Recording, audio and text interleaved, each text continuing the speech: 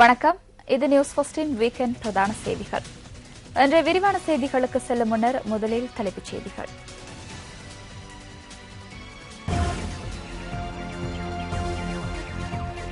இன்று காலை 6 மணியுடன் நிறைவடைந்த 24 மணித்திரங்களில் இடம்பெற்ற வாகன விபத்துகளில் 17 பேர் உயிரிழப்பு. தேசிய பிரச்சினைகள் தொடர்பில் அரசாங்கத்திடம் எவ்வித பதிலும் இல்லை. மக்கள் விடுதலை முன்னணி குற்றச்சாட்டு. அனைவரினதும் இணக்கத்துடனேயே அதிகார பகிர்வு மேற்கொள்ளப்படும். அமைச்சர் லக்ஷ்மண் யாப்பா தெரிவிப்பு. நேற்று காலை 6 மணி முதல் இன்று காலை 6 மணி வரையிலான 24 மணித்தியாலங்களுக்குள் நாட்டின் பல்வேறு பிரதேசங்களில் இடம்பெற்ற 15 வாகன விபத்துகளில் 17 பேர் உயிரிழந்துள்ளனர். அண்மைக்கால வரலாற்றில் அதிக வாகன விபத்துகள் பதிவான காலப்பகுதி இதுவாகும் என போலீஸ் பதிவுகள் குறிப்பிடுகின்றன. இவற்றுள் மிகவும் பாரதூரமான விபத்து களுத்துறை பயாகல பகுதியில் பதிவாகியுள்ளது. இது தொடர்பான விரிவான தகவல்களை தொடரும் செய்திகளில் எதிர்பாருங்கள். தேசிய பிரச்சினைகள் தொடர்பில் அரசாங்கத்திடம் எவ்வித பதிலும் இல்லை என மக்கள் விடுதலை முன்னணி குறிப்பிடுகின்றது. மக்கள் விடுதலை முன்னணி கொழும்பில் இன்று முற்பகல் ஏற்பாடு செய்திருந்த ஊடகவியலாளர் சந்திப்பில் முன்னணியின் அரசியல் குழு உறுப்பினர் அனுரகுமார திசாநாயக்க கருத்து தெரிவித்தார். காற்றடைக்கப்பட்ட வெற்றியே காணப்படுகிறது. அதேபோன்று வேகமான தோல்வியினையும் இப்பொழுது எடுத்துக்காட்டுகிறது. தேசிய ரீதியிலான பல பிரச்சனைகள் தற்போது உருவாக்கியுள்ளன. தேசிய பிரச்சினை குறித்து பதில் கூற முடியாமல் இலக்குகள் இன்றி பட்டும் படாமலும் பயணிக்கும் நிலைமையே ஏற்பட்டுள்ளது. பொருளாதாரம் குறித்து உரிய திட்டம் ஒன்று இல்லை. 3/2 பெரும்பான்மை அதிகாரத்தை கொண்ட அரசாங்கத்தினால் அண்மையில் எத்தனை சட்டங்களை வாபஸ் பெற நேரிட்டது. இதனால் உள்ளக ரீதியாக பாரிய வீழ்ச்சியை சந்திக்கும் அச்சுறுத்தலை அரசாங்கம் எதிர்நோக்கியுள்ளது என்ற சூட்டின் அடிப்படையிலேயே நிலைத்திருப்பதாக இந்த அரசாங்கம் எண்ணுகிறது. இதுதான் இந்த அரசாங்கத்தின் தொலைநோக்கு. கட்சியிலிருந்து பிரிந்து சென்ற மாற்றுக்குழுவினர் கோடிட்டு காட்டக்கூடிய செயல்களில் ஈடுபடுகின்ற அதேவேளை மக்கள் விடுதலை முன்னணி ஏன் அமைதியை கடைபிடித்து வருகின்றது என ஊடகவியலாளர் ஒருவர் இதன் போது வினவினார். 90% ஆதரவு இருப்பதாகவும் தேசிய மாநாட்டை கூட்டி எதிர்காலத்தில் துரத்துவதாகவும் கூறினார்கள். ஊடகங்களிலும் எழுதியிருந்ததனை நாம் அவதானித்தோம். அவ்வாறாயின் அந்த ஊடக கண்காட்சியை மாத்திரமே நோக்குவதா என் உங்களுக்கு அது போன்ற ஒரு எண்ணம் உருவாகலாம். எனினும் நடைமுறை ரீதியில் என்ன நடைபெறுகிறது என்பது உங்களுக்கு புரிந்திருக்கும். மக்கள் விடுதலை முன்னணியின் கிராமப்புற அங்கத்தவர்கள் விலகினால் அழுத்தம் ஏற்படும் என்பதனை நாம் ஏற்றுக்கொள்கின்றோம். அவ்வாறாயின் கடந்த காலத்தில் குழு ஒன்று விலகியதாலும் முன்னணிக்கு ஓரளவு அழுத்தம் ஏற்பட்டுள்ளது.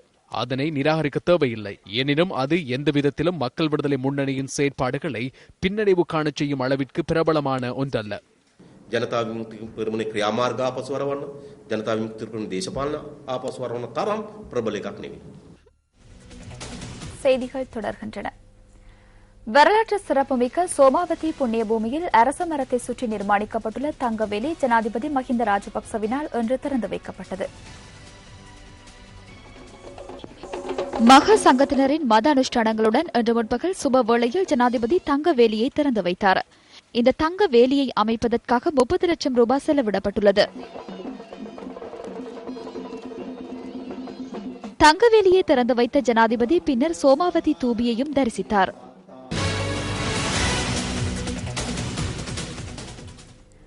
புதிதாக 2000 பேர் கிராம சேவை உத்தியோகத்தர்களாக இணைத்துக் கொள்ளப்பட உள்ளதாக பொது நிர்வாக அமைச்சு தெரிவித்துள்ளது.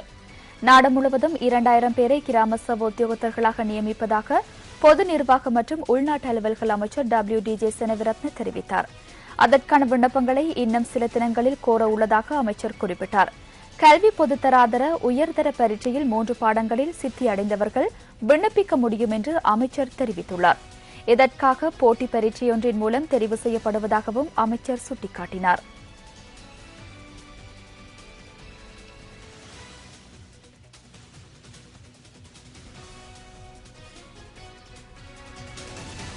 அனைவரினதும் இணக்கத்துடனேயே அதிகார பகிர்வு மேற்கொள்ளப்பட வேண்டும்.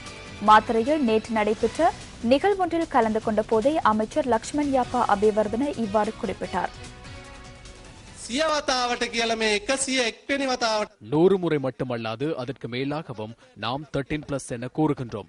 எதனை வழங்கப் போகிறீர்கள் என கேட்டவுடன் அமைதியாக இருக்கின்றார்கள்.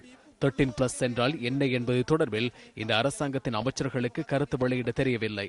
எதனை வழங்கப் போகிறார்கள்?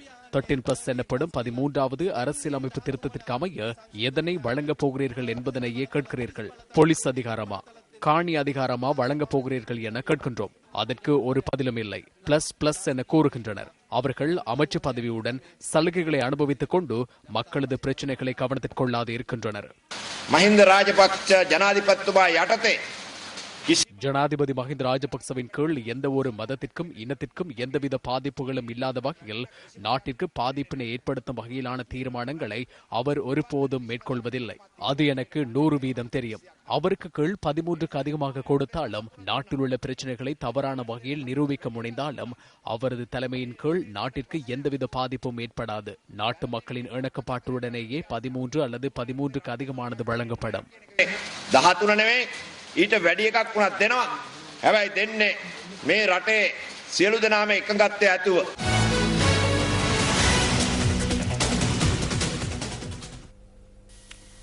புனித அலோசியஸ் வித்யாலயத்தில் நடைபெறும் அலோசியன் 2012 வர்த்தக கண்காட்சியின் இறுதி நாள் ஒன்றாகும். தற்போது அங்கு அமைக்கப்பட்டுள்ள நியூஸ் போஸ்டின் விசேட கலையகத்திலிருந்து இணைந்து கொள்கின்றார் எமது அலுவலக செய்தியாளர் முருகேச ராஜா பிரதீப். வணக்கம் பிரதீப்.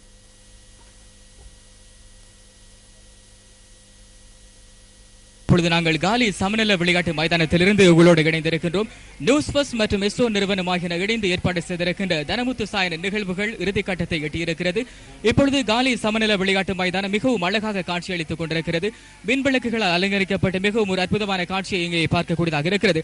அது மாத்திரமன்றி இந்த நிகழ்வுகளிலே ஏராளமான பொதுமக்கள் கலந்து கொண்டிருக்கிறார்கள்.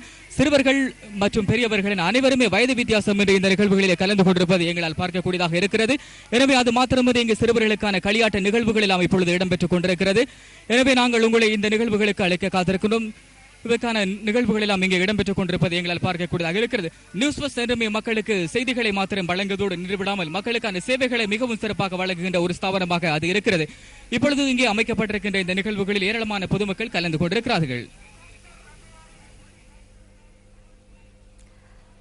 நன்றி பிரதீப். காலி சென்ட் அலோசியஸ் பாடசாலையில் இடம்பெற்ற நியூஸ் ஃபர்ஸ்ட் மற்றும் எஸ்லோனின் தனமுத்து சாயன நிகழ்வு இன்றுடன் நிறைவு பெற்றது. சனிக்கிழமை மற்றும் ஞாயிற்றுக்கிழமையில் இடம்பெற்ற தனமுத்து சாயனவில் பெருந்திரளானோர் கலந்து கொண்டிருந்தனர்.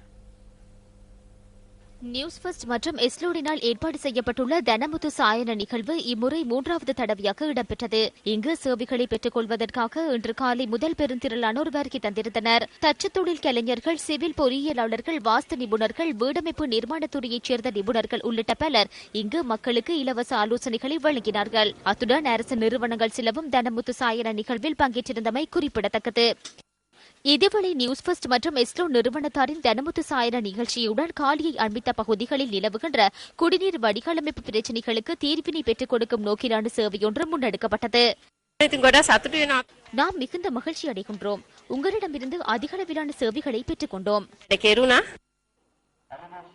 காலி சென்ட் அலோசியஸ் பாடசாலையின் அலோசியன் 2012 ஆண்டிற்கான வர்த்தக மற்றும் களியாட்ட நிகழ்ச்சியினை முன்னிட்டு நியூஸ் ஃபர்ஸ்ட் எஸ்லோ நிறுவனத்தாரின் தனமுத்து சாயன நிகழ்வு நடத்தப்பட்டது. அந்த வகையில் இன்றிரவு நடைபெறவுள்ள இசை நிகழ்ச்சியுடன் அலோசியன் 2012 நிகழ்வு நிறைவுக்கு கொண்டுவரப்பட உள்ளது. இதேவேளை நேற்று நடைபெற்ற இசை நிகழ்ச்சியில் பெருந்திரளானோர் கலந்து கொண்டிருந்தனர்.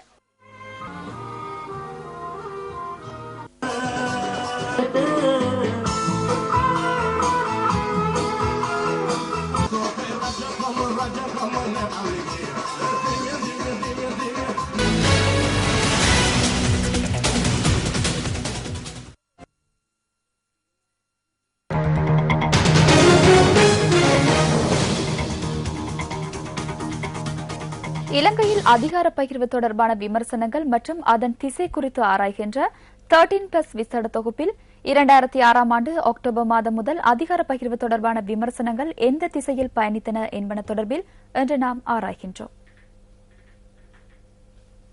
2006 ஆண்டு அக்டோபர் மாதம் 16ஆம் தேதி வடக்கு கிழக்கு மாகாணங்களை ஒன்றிணைப்பது சட்டவிரோதமானது என உயர் நீதிமன்றம் தீர்ப்பு வழங்கியது. 2006 ஆண்டு அக்டோபர் மாதம் 23ஆம் தேதி ஐக்கிய தேசிய கட்சிக்கும் ஸ்ரீலங்கா சுதந்திர கட்சிக்கும் இடையில் ஏற்படுத்தப்பட்ட புரிந்துணர்வு உடன்படிக்கை மூலம் அதிகார பகிர்வு தொடர்பான விமர்சனங்கள் மீண்டும் எழுந்தன. இந்த உடன்படிக்கையில் சமாதானம், நல்லாட்சி மற்றும் அபிவிருத்தி ஆகியன தொடர்பிலான தேசிய பிரச்சினைகளுக்கு ஒத்துழைப்புடன் செயற்படுவதற்கு இணக்கம் காணப்பட்டது. வடக்கு கிழக்கு பிரச்சினைகள், தேர்தல் மறுசீரமைப்பு, நல்லாட்சி, சமூக அபிவிருத்தி, சகவாழ்வு என்பவற்றிற்கான உத்தேச வியூகம் இந்த உடன்படிக்கையில் முக்கிய தலைப்புகளாக உள்ளடக்கப்பட்டிருந்தன. இந்த தீர்மானங்களை நடைமுறைப்படுத்துவதற்கு இரண்டு கட்சிகளுக்கும் இடையில் இணக்கம் காணப்பட்டதுடன் 17வது அரசியலமைப்பு திருத்தத்தை முறையாக நடைமுறைப்படுத்துவதற்கான இணக்கமும் இதில் எட்டப்பட்டிருந்தது. இந்த புரிந்துணர்வு உடன்படிக்கையை 2 வருடங்களுக்கு மாத்திரம் ஏற்படுத்திக் கொண்டிருந்த போதிலும் அதனை குறிப்பிட்ட அளவு காலத்திற்கு நடைமுறைப்படுத்த முடியாமற் போனது. சமாதான பேச்சுவார்த்தைகளின் மூலம் தீர்வு காணும் முயற்சியானது பயன்மிக்க பங்களிப்பினை வழங்க மாட்டாது என எல்டிடிஇ இயக்கத்தின் தலைவர் வேலுப்பிள்ளை பிரபாகரன் 2006ஆம் ஆண்டு நவம்பர் மாதம் தனது மாவீரர் தின உரையில் குறிப்பிட்டிருந்தார். இந்த மாவீரர் தின உரையின் பின்னர் 2006ஆம் ஆண்டு டிசம்பர் மாதம் 1ஆம் தேதி பாதுகாப்பு செயலாளர் கோட்டாபய ராஜபக்ச மீது தற்கொலை குண்டு தாக்குதல் நடத்தப்பட்டது. இதே தினத்தில் இந்தியாவில் உரையாற்றிய எதிர்க்கட்சித் தலைவர் ரணில் விக்ரமசிங்க அனைத்து இன மக்களும் ஏற்றுக்கொள்ளக்கூடிய அரசியல் தீர்வொன்றின் அவசியம் நிலவுவதாகவும் அதற்கு சகல கட்சிகளினதும் ஒத்துழைப்பு தேவை எனவும் கூறியிருந்தார். எனினும் இன்று வரை அதன் பொருட்டு அரசியல் கட்சிகளிடையே இணக்கப்பாடு எட்டப்படவில்லை. 13+ தொடர்பாக ஆராயும் விசேட தொகுப்பினை நாளைய தினமும் எதிர்பாருங்கள்.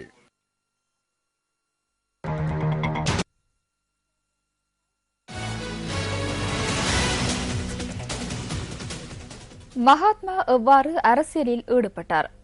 ஐக்கிய தேசிய கட்சியின் தலைவர் ரணில் விக்ரமசிங்க இன்று குருநாகல் நாரமல பகுதியில் இடம்பெற்ற கூட்டத்தில் இங்கிலாந்தை உதாரணமாக கொண்டு கட்சி ஆதரவாளர்களை தெளிவுபடுத்தினார். 2010ஆம் ஆண்டு இங்கிலாந்தில் கன்சர்வேட்டிவ் கட்சி வந்ததன் பின்னர் பல்கலைக்கழக கட்டணங்கள் உயர்வடைந்தன. மாணவர்கள் பாரிய அளவிலான ஆர்ப்பாட்டங்களில் ஈடுபட்டனர். பாரிய கட்டடங்கள் இருந்த வீதியை மறைத்து பாராளுமன்றத்திற்கு சென்றனர். அவர்களில் ஒரு பகுதியினர் பிரிந்து சென்று கற்பிரயோகம் நடத்தினர். கன்சர்வேட்டிவ் கட்சியின் தலைமையகத்தின் கண்ணாடிகள் உடைக்கப்பட்டன. ஆர்ப்பாட்டத்தை ஏற்பாடு செய்தவர்கள் அதனை ஏற்றுக்கொள்ள மறுத்தனர். தாம் அதனை வேண்டுமென்றே செய்யவில்லை எனவும் உரிய சட்ட நடவடிக்கை எடுக்குமாறும் குறிப்பிட்டனர். அவ்வாறே தான் குறிப்பிட்டனர். அதுபோன்று ஏனைய கட்சிகளும் மறுப்பு தெரிவித்தன. கன்சர்வேட்டிவ் கட்சி பல்கலைக்கழக கட்டணத்தை அதிகரித்ததற்கு சாபமிட வேண்டும் என தொழிலாளர் கட்சி குறிப்பிட்டது. அவ்வாறு கன்சர்வேட்டிவ் கட்சியின் அலுவலகம் மீது கற்பிரயோகம் நடத்தப்பட்டமைக்கு மறுப்பு வெளியிட்டது. அனைத்து கட்சிகளும் இதனை குறிப்பிட்டன. இதுதான் மிகவும் சிறந்த உதாரணம். இங்கிலாந்தில் உள்ள மிகச்சிறந்த அரசியல். இங்கிலாந்தில் அவ்வாறானதொரு செயல் இடம்பெறுகின்ற போது ஆதரவு வழங்கும் வகையில் எவரும் காட்டிக் கொள்வதில்லை. මහත්මා දේශපාලන ඉංගලන්තේ ඔහොම වැඩක් කරනකොට කවුරුවත් ඒවට අනුබල දෙන්නවත් සහයෝගය දෙනවා කියලා පෙන්වන්න යන්නේ නැහැ. இதன் போது ஆதரவாளர்கள் ஐக்கிய தேசிய கட்சியின் தலைமையகத்தை புனரமைப்பதற்கு நிதியுதவி வழங்கினர்.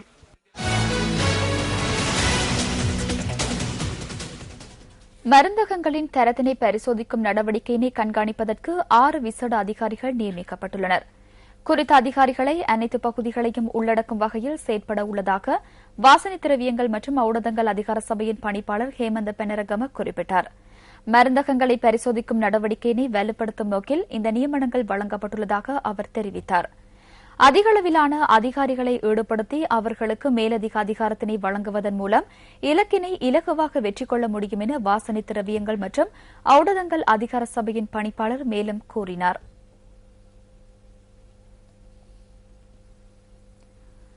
கல்வி பொதுத்தராதர உயர்தர பரீட்சை பெறுபேறு மீளாய்விற்காக சுமார் 1,40,000 பேர் விண்ணப்பித்துள்ளனர்.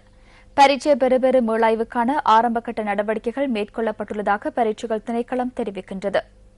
இதேவேளை கல்வி பொதுத்தராதர சாதாரண தர பரீட்சையின் விடைத்தாள் மதிப்பீடு பணிகள் இன்றுடன் நிறைவடைகின்றன. கடந்த 22ஆம் தேதி ஆரம்பமான விடைத்தாள் மதிப்பீட்டு பணிகளுக்காக பயன்படுத்தப்பட்ட 28 பாடசாலைகளின் கல்வி நடவடிக்கைகள் மீண்டும் நாளை ஆரம்பமாகின்றன.